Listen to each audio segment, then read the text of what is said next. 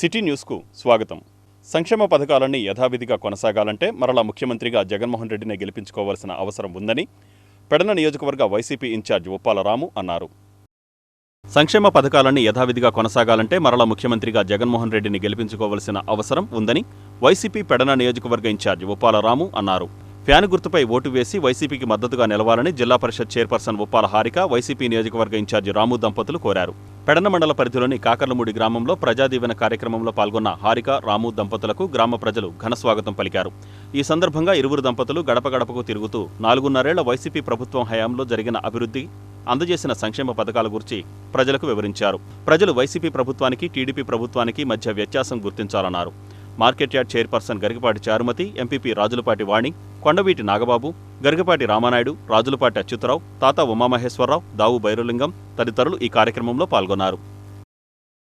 ముఖ్యమంత్రి జగన్మోహన్ రెడ్డిని ఓడించేందుకు ప్రజలంతా సిద్ధంగా ఉన్నారని జనసేన పార్టీ జిల్లా అధ్యక్షుడు బండిరెడ్డి రామకృష్ణ అన్నారు. ముఖ్యమంత్రి జగన్మోహన్ రెడ్డిని ప్రజలు ఓడించేందుకు సిద్ధంగా ఉన్నారని జనసేన పార్టీ జిల్లా అధ్యక్షుడు బండిరెడ్డి రామకృష్ణ అన్నారు.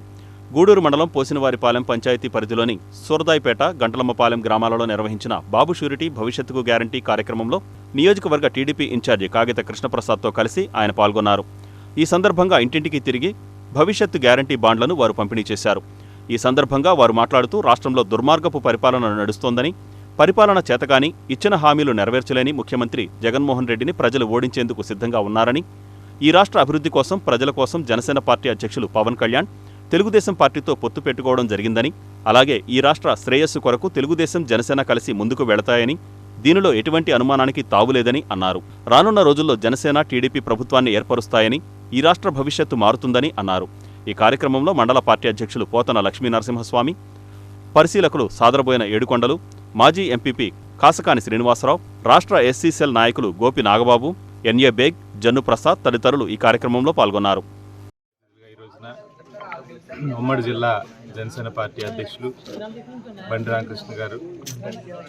రామకృష్ణ గారు, అలాగే గ్రామస్తులందరికీ కూడా పేరు పేరున ముందుగా నాకు నమస్కారాలు తెలియజేసుకుంటూ, ఈ రోజున రాష్ట్రంలో ఒక అరాచక పాలన నడుస్తూ ఉంది. ప్రజలందరూ కూడా మళ్ళీ తెలుగుదేశం, జనసేన పార్టీలు కలిసి ప్రభుత్వం ఏర్పాటు చేయాలని చెప్పి ప్రతి ఒక్కరు కూడా కోరుకుంటా ఉన్నారు.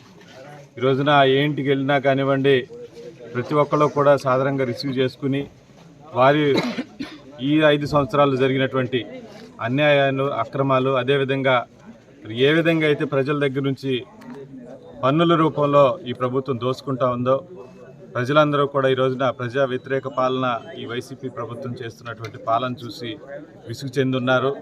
తప్పకుండా రానున్నటువంటి రోజుల్లో తప్పకుండా తెలుగుదేశం, జనసేన పార్టీలు ప్రభుత్వం ఏర్పాటు చేస్తేనే ఈ రాష్ట్రం బాగుపడుతుందని, ఈ రాష్ట్రం అభివృద్ధి చెందాలన్నా, మన భవిష్యత్తు బాగుండాలన్నా మళ్ళీ జనసేన పార్టీ, తెలుగుదేశం పార్టీ ప్రభుత్వం రావాలని చెప్పి ప్రజలందరూ కూడా కోరుకుంటా ఉన్నారు. ఈరోజు రాష్ట్రంలో ఎక్కడ చూసినా కానీ ఎటువంటి అభివృద్ధి లేదు, యువతకి ఉపాధి లేదు, రైతులకి ఎటువంటి సహాయం లేదు. తుఫాను వచ్చినా కానివ్వండి, పంటలు పండించుకున్న తర్వాత మోపిదేవి శ్రీ వల్లి దేవసేన సమేత శ్రీ సుబ్రహ్మణ్యేశ్వర స్వామి వారిని parliament panel speaker, Rajampet MP Peddireddy Mithun Reddy కుటుంబ సమేతంగా దర్శించుకున్నారు. మోపిదేవిలోని శ్రీ వల్లి దేవసేన సమేత శ్రీ సుబ్రహ్మణ్యేశ్వర స్వామిని parliament panel speaker, Rajampet MP Peddireddy Mithun Reddy కుటుంబ సమేతంగా దర్శించుకున్నారు. ఆలయానికి వచ్చిన మిథున్ రెడ్డికి అవనగడ్డ ఎమ్మెల్యే సింహాద్రి రమేష్ బాబు స్వాగతం పలికారు. ఆలయ సహాయ కమిషనర్ నల్లం సూర్యచక్రధర్రావు ఆధ్వర్యంలో ఆలయ వేద పండితులు పూర్ణకుంభంతో ఘనస్వాగతం పలికారు. మిథున్ రెడ్డి కుటుంబ సమేతంగా ఆలయ ఆవరణలో గల నాగపుట్టలో పాలుపోసి మొక్కుబడులు చెల్లించుకున్నారు. సర్పదోష నివారణ పూజలు నిర్వహించిన మిథున్ రెడ్డి నిత్య కళ్యాణ మండపంలో స్వామివారి ఆశీస్సులు తీసుకున్నారు. మిథున్ రెడ్డి కుటుంబ సభ్యులను సహాయ కమిషనర్ చక్రధర్రావు ఆలయ మర్యాదలతో సన్మానించారు. ఈ కార్యక్రమంలో దివి మార్కెట్ కమిటీ చైర్మన్ కోకిలిగడ్డ వీర వెంకటేశ్వరరావు, వైఎస్ఆర్ కాంగ్రెస్ పార్టీ మండల కన్వీనర్ గరికపాటి వెంకటేశ్వరరావు, సర్పంచ్ నందిగం మేరీరాణి, ఎంపీటీసీ సభ్యులు సనక వెంకట రాజేష్ బాబు, పిఎస్సిఎస్ చైర్మన్ ఆది రాంబాబు తదితరులు పాల్గొన్నారు.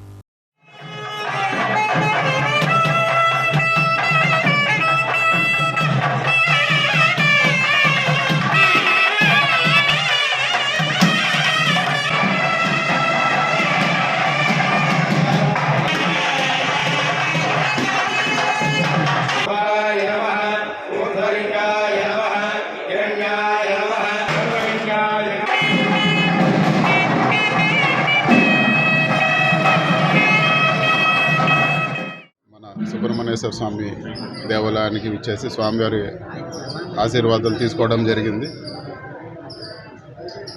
ఈరోజు మళ్ళీ కూడా ఈరోజు కుటుంబ సమేతంగా పెద్దలు గౌరవ ఎమ్మెల్యే గారు ఆధ్వర్యంలో ఈరోజు మళ్ళీ కూడా ఇంకొకసారి దర్శనం చేసుకొని పూజలు చేసుకోవడం జరిగింది. అందరూ కూడా బాగుండాలి, వైఎస్ఆర్ కాంగ్రెస్ పార్టీ బాగుండాలని చెప్పి స్వామిని మనస్ఫూర్తిగా కోరుకోవడం.